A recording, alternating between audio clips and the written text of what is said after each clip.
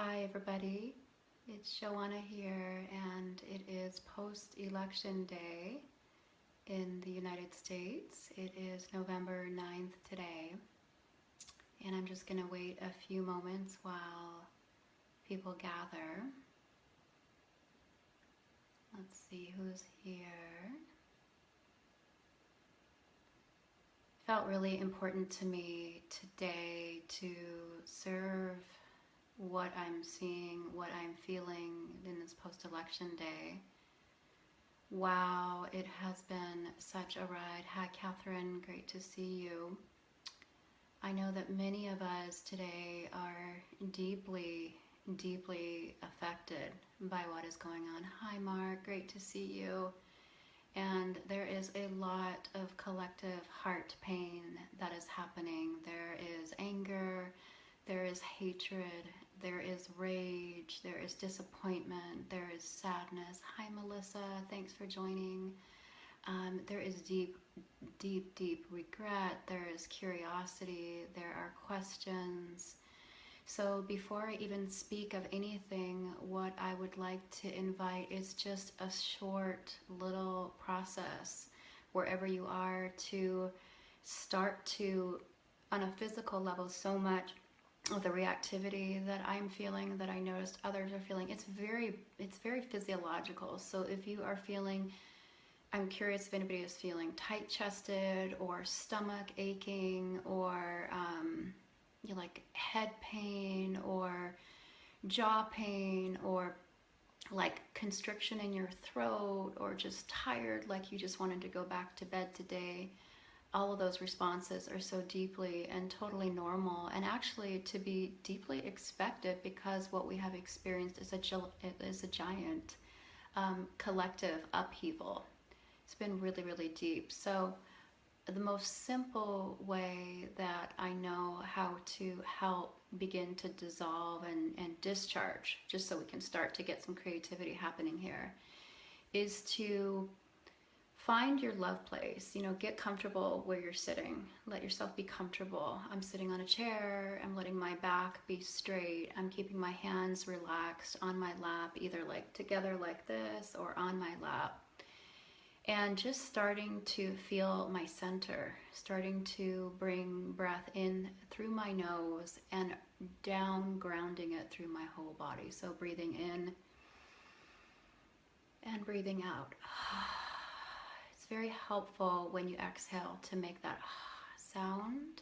It's like almost like a ha. So let yourself just take 3 to 5 breaths. So inhaling,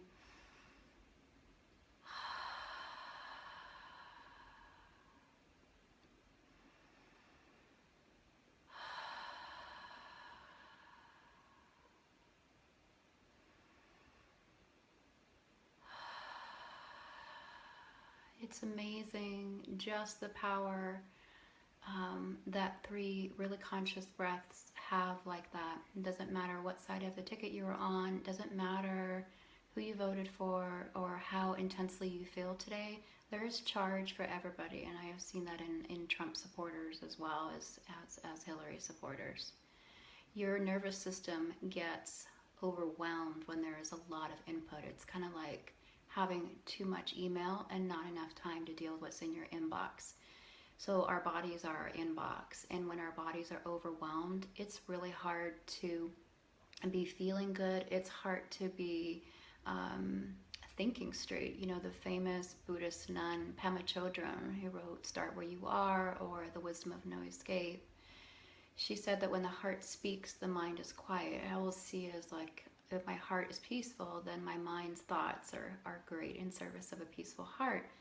So I'm wondering who is having body sensation stuff happening today, who is having tight stomach, who is having chest pains. I've heard a lot of people talking about chest pains and waking up in the middle of the night feeling like just gripped by fear. I myself woke up at 5 in the morning and was still praying and hoping to have a miracle of there being some way that, there could have been a shift in the direction I wanted to go in, but that did not happen.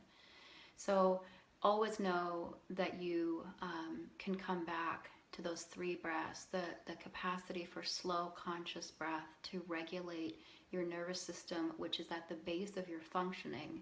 And then your heart functioning is on top of that, and your mind thinking is on top of that.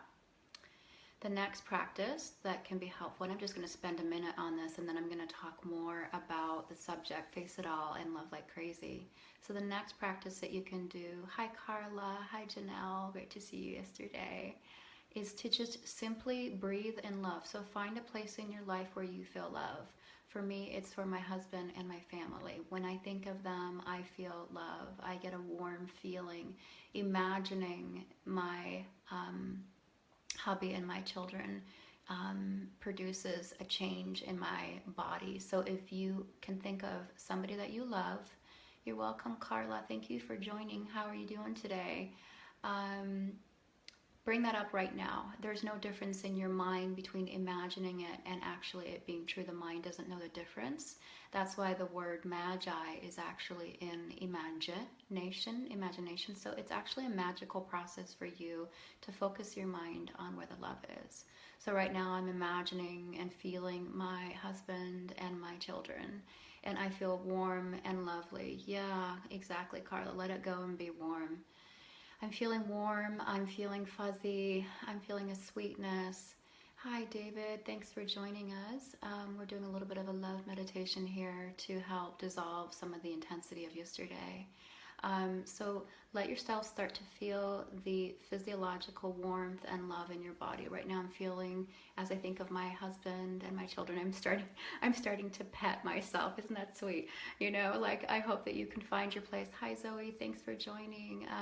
Let yourself starting to enjoy that feeling of warmth and love. So now as you cultivate that, and you can spend a minute or two cultivating that, breathe in that love, like really take it in like it's the best treat. It's like the best medicine, because it really is. And breathe out everything else. So simply breathe in love from your body through your whole being, and breathe out everything else. Breathing in love and simply breathing out everything else.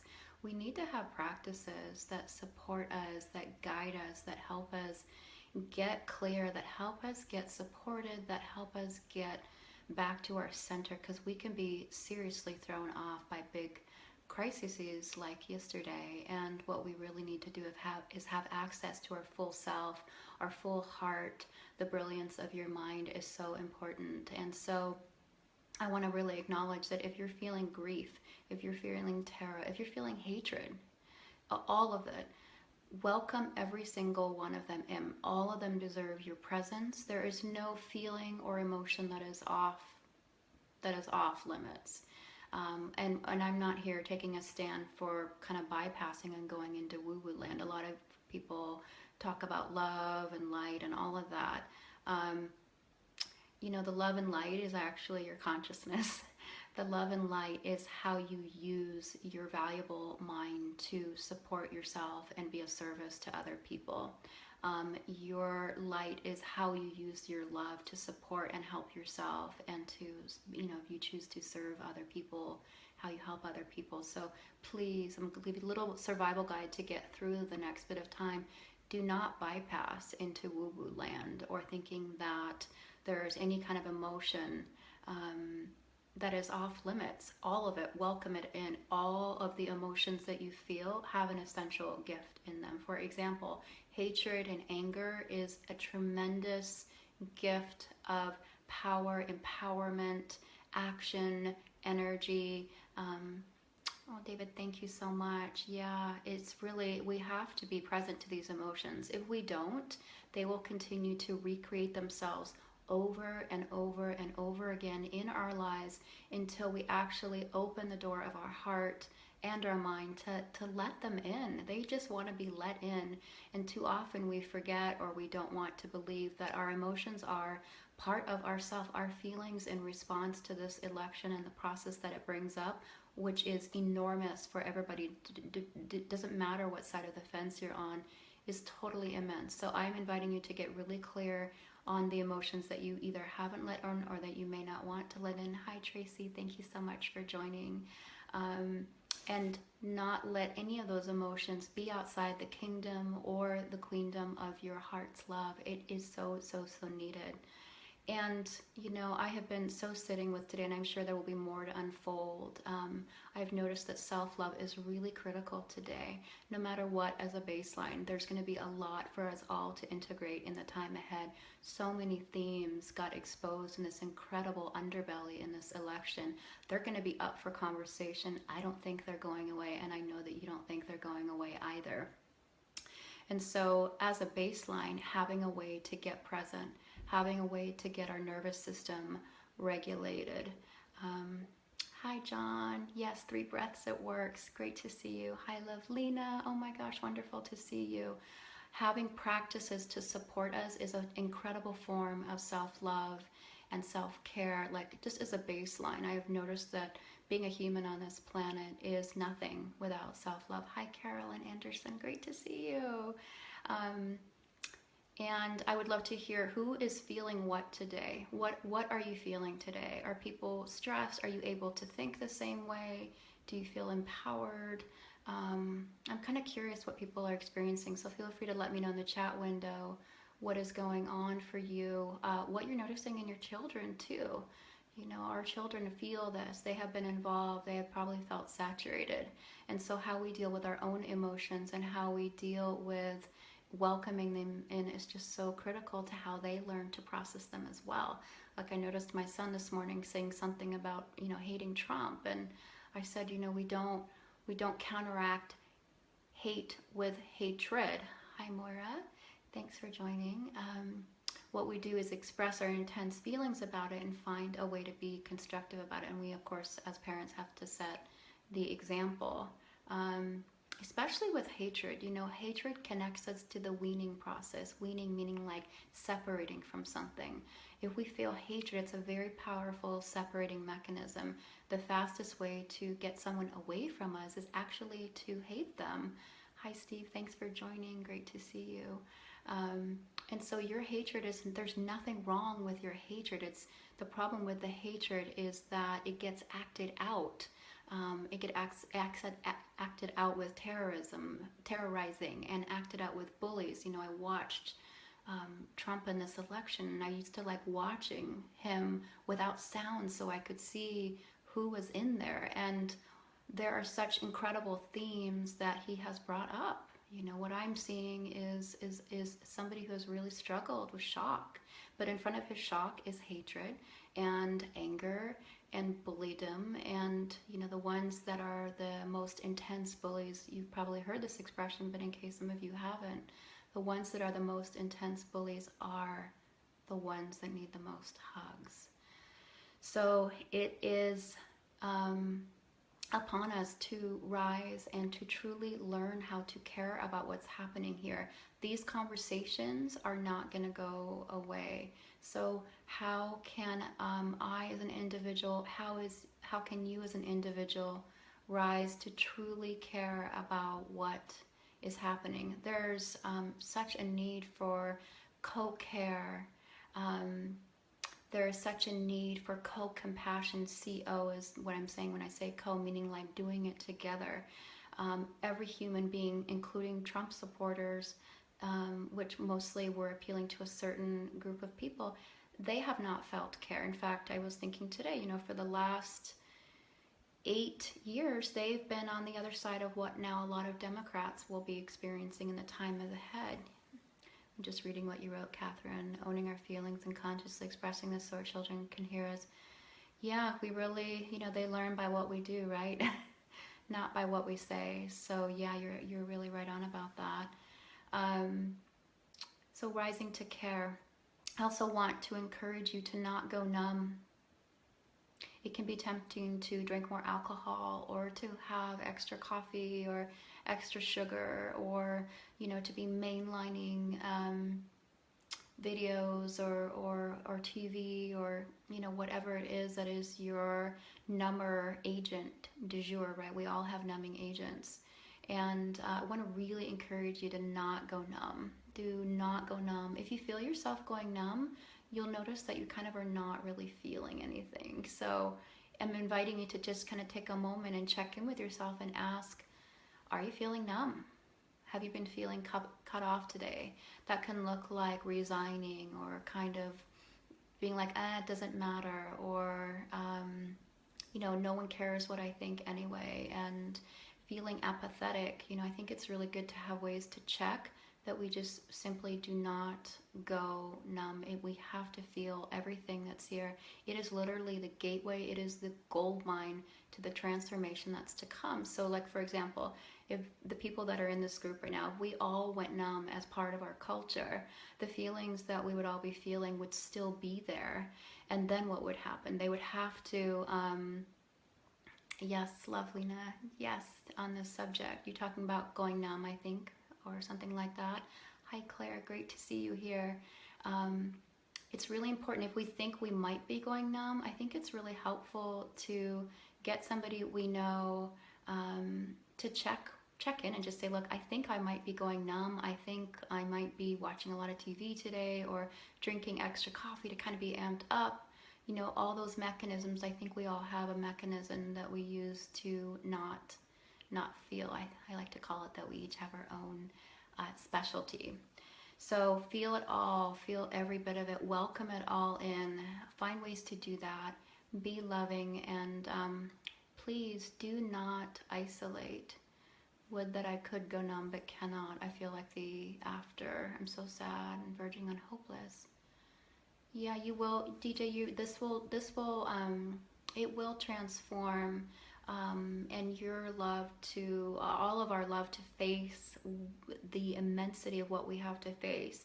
If we take a look at presidential elections, they've never been this. The underbelly of what has been going on in our culture has never ever been faced on such a level as it is now. I mean, it's discussion of misogyny and how people with disabilities are treated, and how people who are overweight or bigger are treated, and privacy and email servers and the good old boys club. There are so many themes that are filled with tremendous opportunities for transformation, but we don't get that unless we're completely willing to be undefended and open and stand naked in the fire of the vulnerability that is here. I've been doing posts for the last 6 or 7 days on the vulnerability is the deepest gold mine, or the deepest vulnerability is literally the gold mine of your happiness. It's hard to be this vulnerable. It brings up so much, all of our fears of being this open and standing before each other and saying, I'm aware I feel hatred, I'm aware I feel grief, I'm aware of feeling retaliatory, I'm aware of feeling vengeful or revengeful, I'm aware of hurting or wanting to hurt. We do these things as human beings, we all do. And I certainly, for one, the last 12 hours it's been now, have been really looking, as I continue to hopefully inspire you to do as well, is like, where are we in all this? These people are the macrocosms of the micro. This is what we chose. This is in our culture. We're a 260-year-old country. We're very, very young, and how have we been parenting ourselves? We kind of have all the powers, as many of you know, very conscious people, of 2-year-olds and 3-year-olds who have massive amounts of power, and nobody really setting boundaries or saying no, or shaping it or parenting it. So I'm really looking inside at my own hatred once again, my own anger, my own grief, my own terror, and also looking at the syndromes that go around that, and how that actually shows up in my life. I don't think it's something that we can ever go, I think I'm through all that. I don't feel that. That's all done. Outrage is like rage, outrage. So I am curious, what people are experiencing. You're so beautiful, Joel Spita. Thank you so much for joining us. I appreciate it. And, really, again, coming back to the beginning of my post, really, this is a call for love. This is a call for love on a level that we have never known. That's why I said, you know, face it all and love like crazy. Love like crazy. Like, who knows what's going to happen? There's the most tremendous uncertainty in front of us. We have no idea. One question I want to ask, and maybe I'll leave you with this. I love and respect you. Thank you so much, Joel. I appreciate. Yeah, that is so heartful. Thank you. Um, Thanks, Aaliyah. Oh, those hearts are beautiful. One question I want to leave everybody with that one of my wisest mentors has said to me is this. The question is, and I'd love to hear what you all think about it, is what is perfect about this? This election, instead of going into victim or, you know, all those feelings, not that it's not okay to feel them, but we don't want to stay there because ultimately we want to access our full empowerment and our full capacity to be creative agents of change in this country and hopefully the world. What is perfect about this? This kind of shifts the whole mindset into really looking at what's perfect about this. So I've been sitting with that, and I keep coming up with tremendous opportunities. Joel, would you say love is special and you unconditionally love everyone equally? However, if you don't mind me asking, okay, thank you so much for that.